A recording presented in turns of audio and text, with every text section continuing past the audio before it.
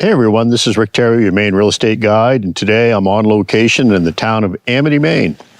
And what I've got coming to market is a surveyed 45-acre lot on Monument Road in Amity. Now it's an off-grid location.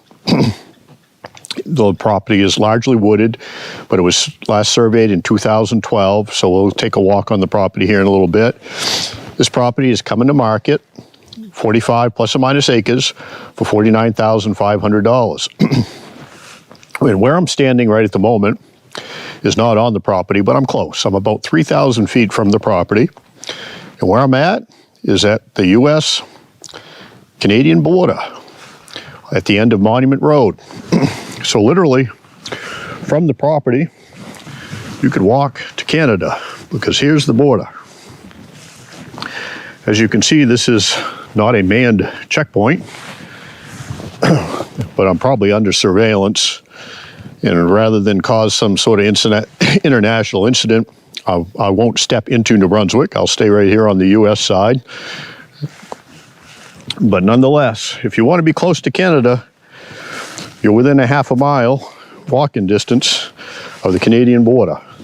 So with that, let's head back to the Maine Real Estate Guide truck and head to the property, and we'll talk a little bit more about that 45 plus or minus acres coming to market for $49,500. So we made it to the property, roughly 3,000 feet away from the U.S.-Canadian border. And Monument Road is before you, and the property is to your left. So the parcel is 45 plus or minus acres. It's largely all wooded. We're going to take a walk through it, but from this end of the property, at least, it looks like it's predominantly a hardwood forest. I see lots of young maples.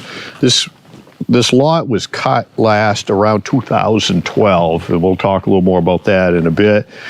But it's had time to recover, so it looks real good. We should have a pretty pleasant walk through the forest. The lot itself has 762 feet of frontage along Monument Road. Monument Road has power and is town maintained along half its length. Unfortunately, it's not this half. So we're roughly 3,000 feet or so from power and also from the section of road that the town maintains. So this section of road, there is no road association that I know of, but there are a handful of property owners out here that look like they're living out here in off-grid situations year-round. I went by a couple of places and there was smoke coming out of the chimney and vehicles in the yard and lawns freshly cut, and some of them had some pasture land for some animals. So they're obviously living out here. So probably this road is probably plowed in the wintertime out of necessity from the folks that are living out here. They probably have some sort of arrangement amongst themselves. But the town definitely does not maintain this section of road. There is signage to that effect about 3,000 feet up the road apiece. This area in Amity, probably at the turn of the century, was largely farmland and pasture. You can see on this side of the road, it's kind of overgrown pasture ground. Probably was planted in potatoes, for all I know, 50 years ago, and is now largely grown up into some grasslands and young hardwood forest. But here's one corner of the parcel.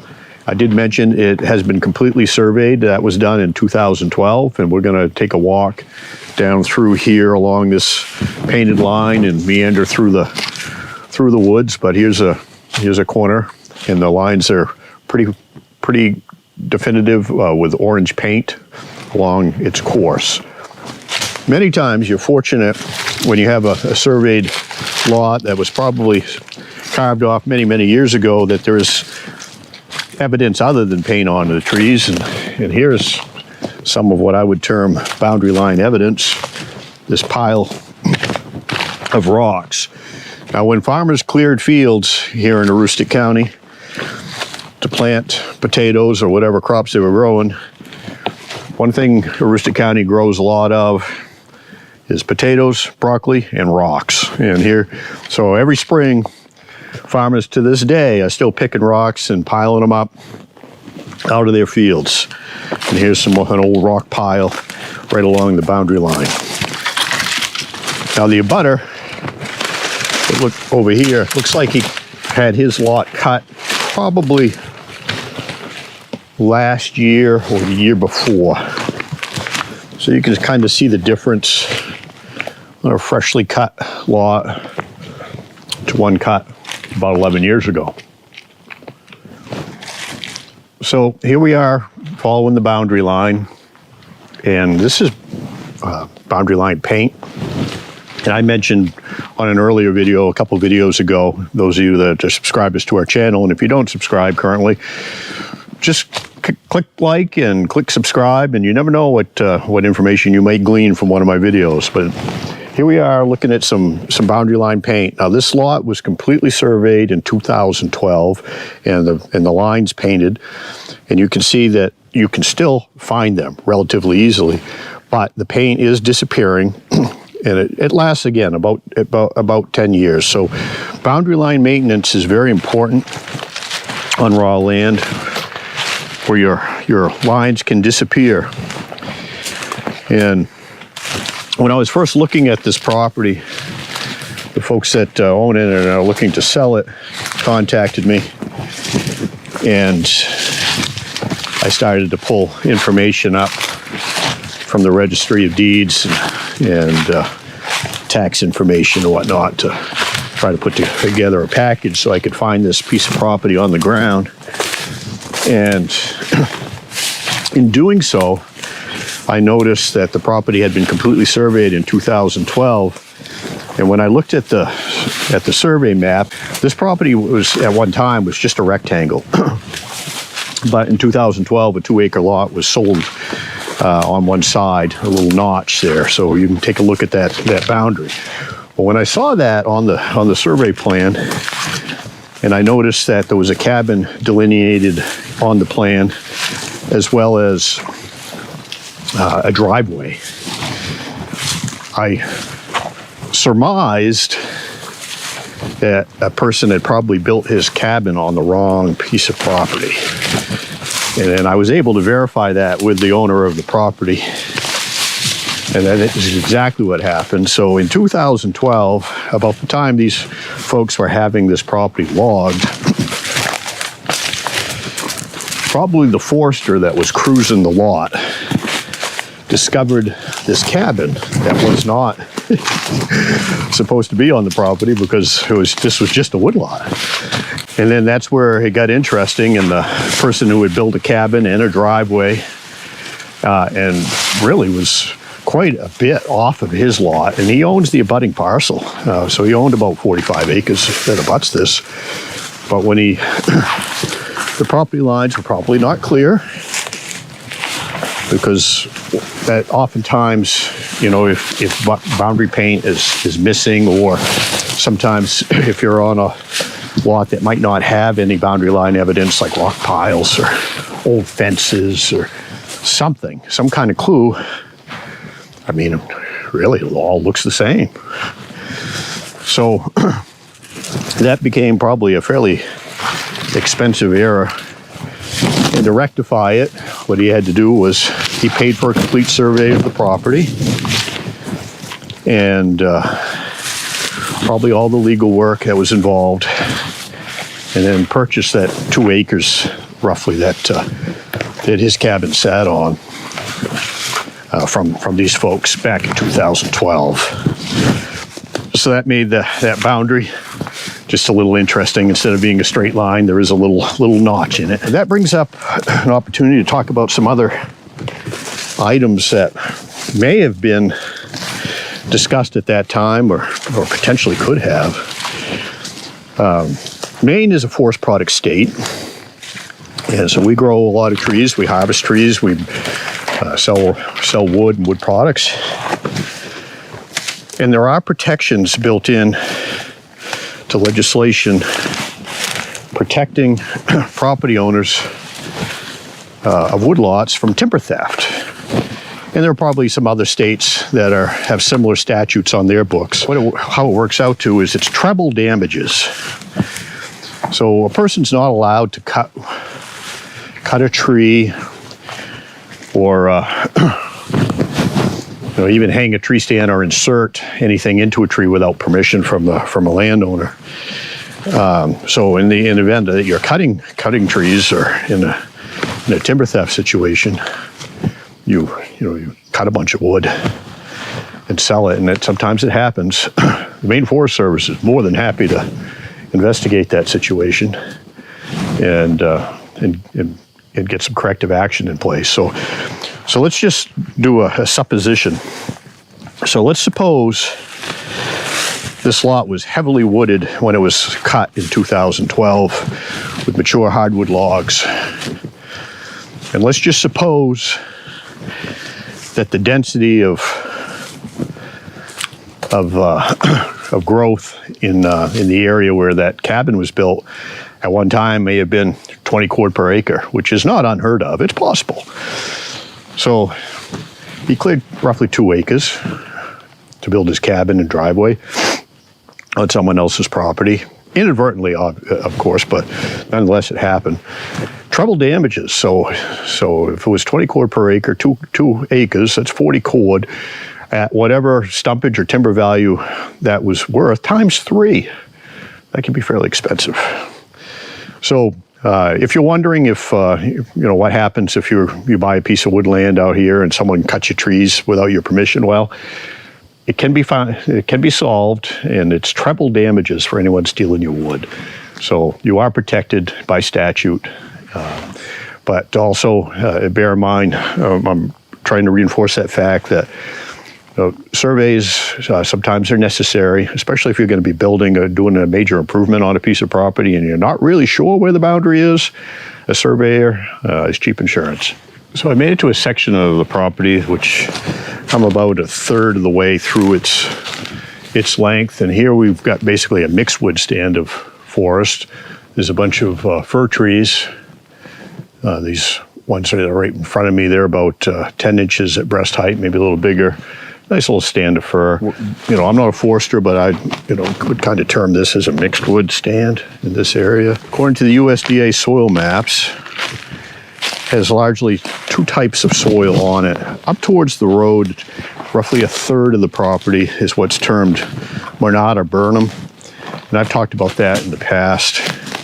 Mart or Burnham is a fairly common soil type, but it's not very good soil. It's generally poorly drained and doesn't grow anything other than trees moderately well. Then the rest of the property, probably about where I'm standing, all the way to the back, is Thorndike silty loam. So in this area, if you were to cut the trees and pull the stumps and get rid of some rocks, that soil type's description can handle intense farming. So you can grow about anything.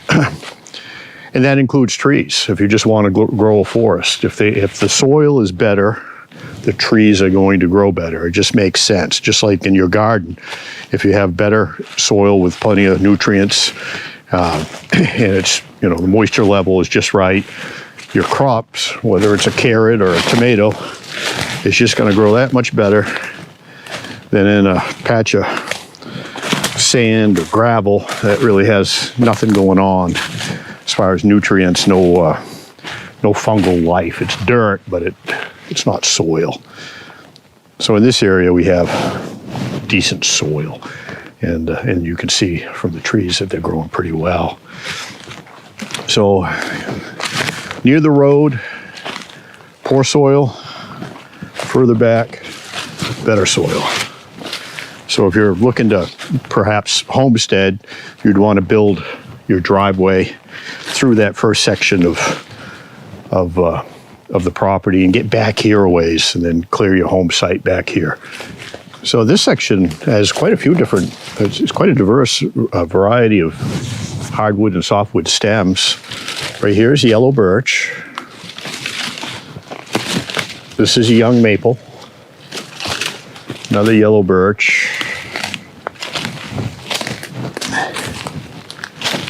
Another bunch of maples. And I want to talk about this for a little bit, because you got 1, 2, 3, 4, 5, 6, 7 potential maple trees coming out of this old stump. So what happened when they logged this? They cut what probably was a pretty good sized maple tree, and then what came back from that root that was still alive were 5 maple trees.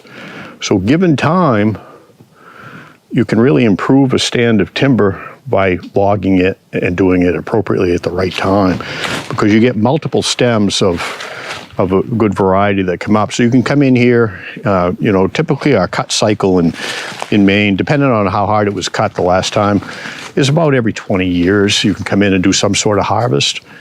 And so you could come in and cut, 20% or whatever your forester indicates you should do to continue to improve the forest and enhance it. But everything seems to be growing very well here. This is a really pretty little patch of woods with all the various hardwood stems, be it maple or yellow birch. But there's quite a bit of maple.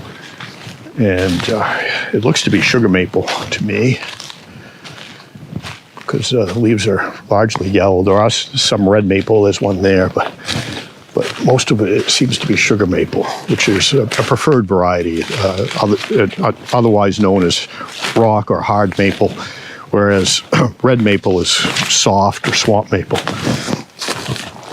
And so rock maple is used for furniture and hardwood veneers, things like that. Soft maple typically is hardwood pulp and firewood. So right here, I'm on what was a skidder trail at one time. And you could see some of the old stumps from when they logged this in the past. At various states of decay. Some sort of critter came in here, is probably searching for ants, tore that stump apart looking for ants or ant larvae. They popped out of the bushes here on what was probably the main interior road through this property, because it's in pretty good shape and it's pretty clear. So let's take a walk and head, see where the road takes us. So this may be, if you were going to build a driveway to build a camp or a off-grid home back here somewhere, this might be the footprint of where you want to put your driveway. But look around, you've got a mix of beech and some young maples, more young maple, a lot of maple here. This is very encouraging. It's a nice site. You can tell foliage season is creeping up on us. This is a great time of year to come check out woodlots. The biting insects are largely disappeared. Temperatures have greatly moderated. It's about 70 degrees today. Light wind. Just a pleasant day to go for a walk in the forest. And I can tell walking through here, up near the road, there was quite a bit of standing water. Again, that soil type is Monada Burnham, and oftentimes it's poorly drained. And that was pretty clear in that general area. But here, there's really no standing water that I'm seeing whatsoever. So this is a nice, Monument Road is a nice little area if you're looking for a quiet recreational place or a place to build an off-grid home. And it's got a fair amount of wildlife. I've seen some deer tracks. Here's it's a fairly fresh moose track right there. This is moose mating season. So hopefully my tromping through the woods does not sound to a mature bull moose like an intruder. Otherwise, this might go viral. So the road I was on veered off of the property, so I'm cutting through the woods, and here's some more moose sign. And we'll head back. I'm on the property currently. We can talk a little bit more about the area. So Monument Road, largely, about half of it has power and half of it's off-grid. Half of it's town maintained and half of it isn't. It's literally in 10 minutes from the road's edge. you could walk to the Canadian border. Now, you're not supposed to cross into Canada at an unmanned checkpoint. That's kind of the rules, and I'm sure there's probably some surveillance equipment there and stuff. But nonetheless, at the end of Monument Road is a monument marking the Maine-New Brunswick boundary. This lot has about 70 feet of elevation change from the road and downward to the back of the property. So at the road, it's about 610 feet above sea level. And at the back of the property, it's roughly 540 feet above sea level. So whether you're looking for a long-term timber holding to add to your investment mix, just to hang on to, have something for future generations, or a recreational property, or a place to move to in a rural area, Amity is a small community in Aroostook County, has a population of roughly 250 residents. You're roughly 20 minutes to downtown Houlton from here. Houlton is a community of roughly 6,000. So that's probably where, unless you bring your job with you, where you could find employment is in the Houlton area. There's all kinds of retail going on there. You got Walmart, you got Hannaford, you got grocery stores, you got car dealerships, several restaurants of various price points. So you can find just about anything you're looking for in Houlton, which also happens to be the county seat for Aroostook County. There is a critical access hospital in Houlton. So you do have health care available, not too, within 20 miles of the property. But if you're looking for a rural, small town living in a quiet area, just take a listen. And it's pretty quiet except for my yakking. So if you're interested in a 45 plus or minus acre parcel of Maine land that looks really nice. I mean, it was cut about 2012. It's had time to recover, and it really has. It looks nice. There's no water feature on it to speak of. There's no brook or pond or anything like that, but there's plenty of recreational water in Maine that you don't necessarily need to have it on your property to have access to great fishing and opportunities to go boating and whatnot. Lots of public launches, lakes, ponds all around. But this is a great parcel coming to market at $49,500. For more information or a nice personal walk through the woods where we could talk about whatever you want to talk about, give Rick Terrio, your Maine real estate guide, a call at area code 207-731-9902.